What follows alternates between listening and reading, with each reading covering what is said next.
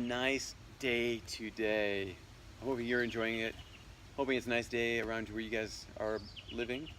And I wanted to invite you to my backyard again for the Sneak Peek Thursday on the curriculum.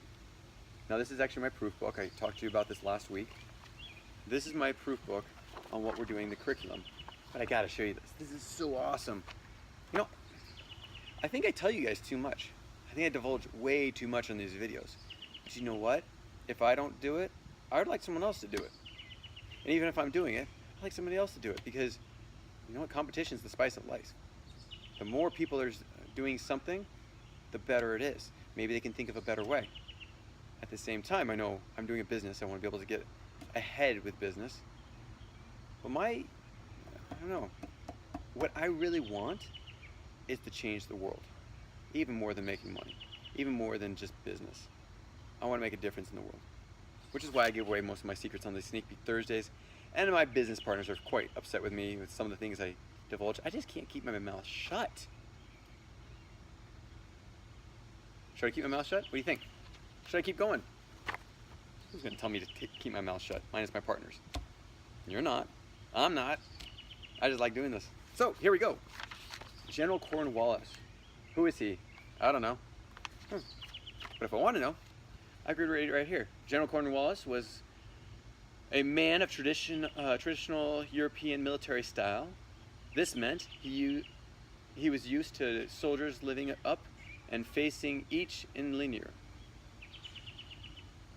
So in straight lines, formation.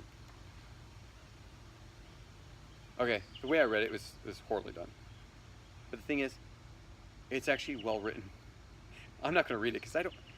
If you haven't noticed, my reading's not the best. I have a little bit of dyslexia and other things. And actually, until a few years ago, I didn't even know I had bad eyesight. I didn't know. Even with my tests. My test came out 2020 and 2010. I could figure out the system. And so I never got glasses until a few years ago, and come to find out, wow, the world was blurry to me. This curriculum is amazingly written. Chelsea did an amazing job making it interesting and exciting. It's not just words, it's a story. So you can actually read through the story of how his straight lines destroyed him as a military leader. Though he's a great military leader, his straight lines affect him in all these different ways. And you can actually see some of the battles that he fought in. And sometimes it helped, sometimes it didn't. You can find that out. But what's really cool, you see these little blue links? I don't know if you can. See these blue links right there? Those are hyperlinks. Because it's the digital textbook. See, I'm reading this and I hear about another major. I'm like, who's that guy? Click. I click on him. All of a sudden, I go to his page. I can find exactly who he is. Or I click, I go to a battle. I see a battle scene. Battle of Sullivans Fort. Sullivans Island. Well, here you can actually have all these information pocket-ups in the photo. You can get more information there. You can also read about it. This one's really cool because in here it talks about the story of how when the ships came in, the British ships, they fired cannonballs at the fort, and when they would have usually destroyed the fort, no, the cannonballs got stuck in the walls because of this thing. Do you know what it is? If you know what it is, put it in the comments below. I didn't know about it. I don't think you do either. Check it out. The fort didn't get destroyed by cannon fire because of this one thing. So you can click on that and find out what that is. Also, you can go down here. You can find out the facts of the battle. So here, British side, Major General Henry Clinton was the one leading the charge. Troops, there was 8,500 troops, 9 warships. In the end, 63 dead, 157 wounded. Now the colonist side, check this out. Americans, Colonel William Moultrie, troops, he had 6,700 troops. Remember, the British had 85. He has 67. Dead, 12 troops. Only 12 of his people died. And how many wounded? 25. Remember, the British side, 63. And they're the ones that attacked. 63 of their men died. And 157 were wounded. That's 6 times as many people wounded and about 5 times as many people killed on the British side, and they're the ones that attacked. How in the world did that happen? Find out more. It's in here. What else? Okay, you got this little hyperlink at the top. It says, click for more resources. So this is an encyclopedia. It starts off as an encyclopedia. All these pages are with great illustrations and then summaries about the people, the events, all these different things that are going on. Then you click over to the resources, or you click over the resources, and if you're doing the curriculum, you actually have activities you can do. One of the coolest activities is one that Chelsea came up with. It's where you build a fort, and half of your family gets in the fort, while the other half gets into what's like a ship. And if you're in a classroom, half of your students get into a fort, create a fort. The other half gets into what is like ships, and you lob cannonballs at each other. That's right. She has another one where you actually build a fort, build a modeled fort in here. These are all activities that you can do, especially at a younger age. As you get older, she has older kind of activities you can do.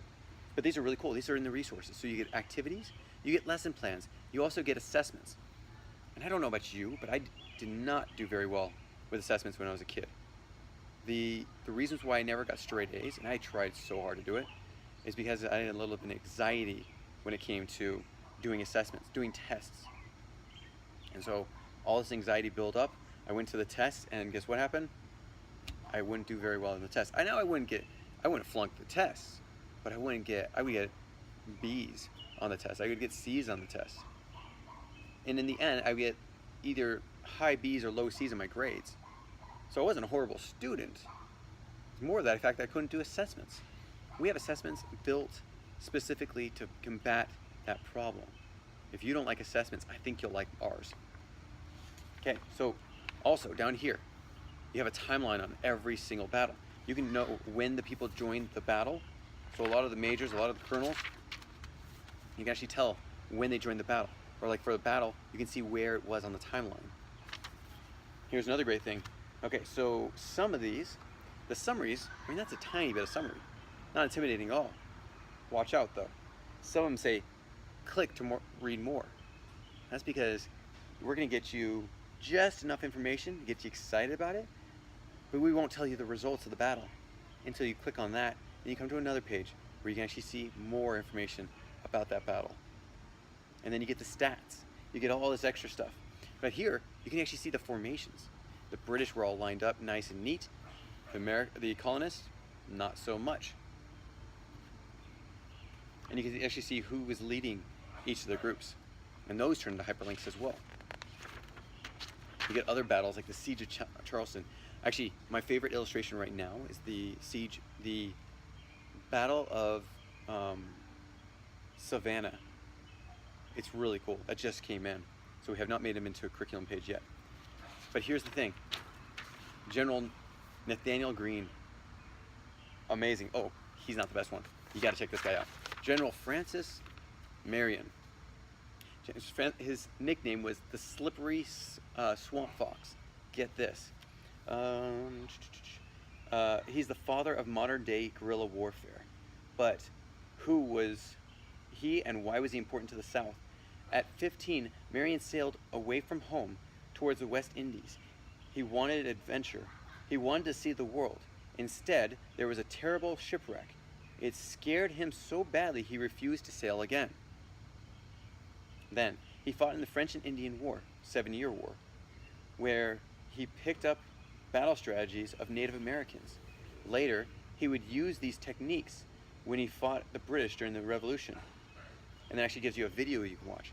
So we're actually going to have YouTube influencers do videos for this curriculum, and not just different battles that happen, but check this out. We have, like, if you want to learn about the blacksmiths, people that did metalwork or woodwork, we're going to have videos on that. We're going to have videos on all these things made by the best videos out there on YouTube. We're going to link them to you so you can actually see it. This wasn't the best part. Okay, I'm trying to find it. Okay, so here we go. In 1780, Marion broke both his ankles in a bad fall. Unable to march, He relied on stealth tactics in battle.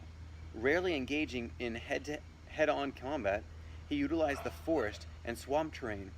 The British were unfamiliar with this land and often walked along open paths. Marion's men would hit and run, which means to strike swiftly, then disappear.